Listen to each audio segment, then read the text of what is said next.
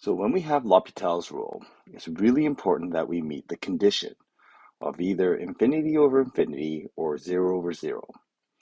Once that condition's been met, we want to independently differentiate the numerator and the denominator. So we differentiate the numerator separately from the denominator. We do not use quotient rule.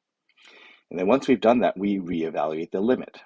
Now, we have to make sure we check the limit, and if the condition of infinity or 0 over 0 has been satisfied, we can reapply L'Hopital's rule. And it's important that we simplify the expression when possible. Now, one thing that we have to be careful of is that lots of times we have things like this that we can evaluate. Okay, that's equal to 0. If we have 1 over 0, okay, that's going to be equal to either undefined, or from one side it's going to be equal to infinity. And so we have to remember that we can evaluate those. Furthermore, 0 over something is 0. Okay, so these things, we have to make sure that when we get these are not situations where we can apply L'Hopital's rule. Okay, we have to evaluate that limit at that point. So here's an example where we have the indeterminate form of 1 to the power infinity. So if I plug in, I have to check. So always check L'Hopital's. So we're going to plug in and we're going to end up with 1 plus r over infinity, which is 0 to the power infinity. So we have 1 to the power infinity. Okay, so this is an indeterminate form. So we have to apply L'Hopital's. Now we cannot apply L'Hopital's until we have a ratio. To put this into a ratio, we have to do this. So we're going to let the y equal 1 plus r over x to the power x, and that makes log y equal to x log 1 plus r over x. And what this does is it allows us to have a multiply in here. Well, if it's a multiply, we can then re-express it as a divide, okay? And then we can get a ratio. So we're now going to apply the limit on this expression right here. Okay, so we're going to apply the limit on that. So we make a new limit.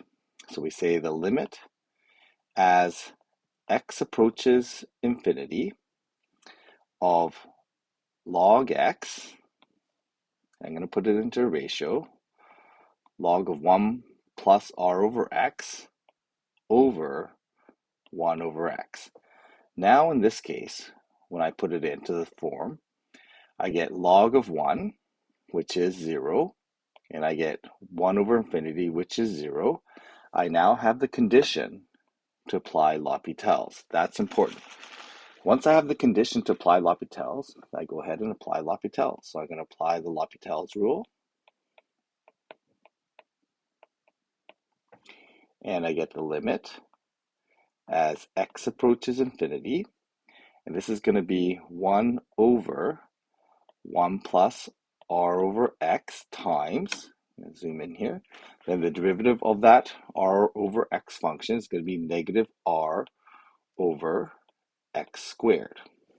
Okay, and then this becomes over negative 1 over x squared. So once I've done that, I can see that these terms cancel out.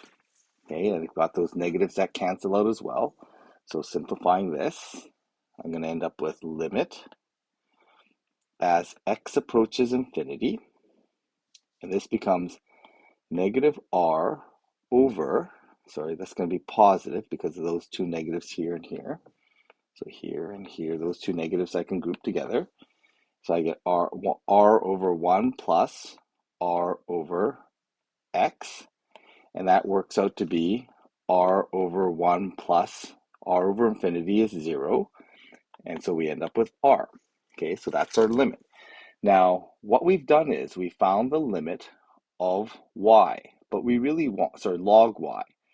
So we know that log y is actually equal to r. That was our limit, but we want y, so we need to then convert that into y is equal to e to the r.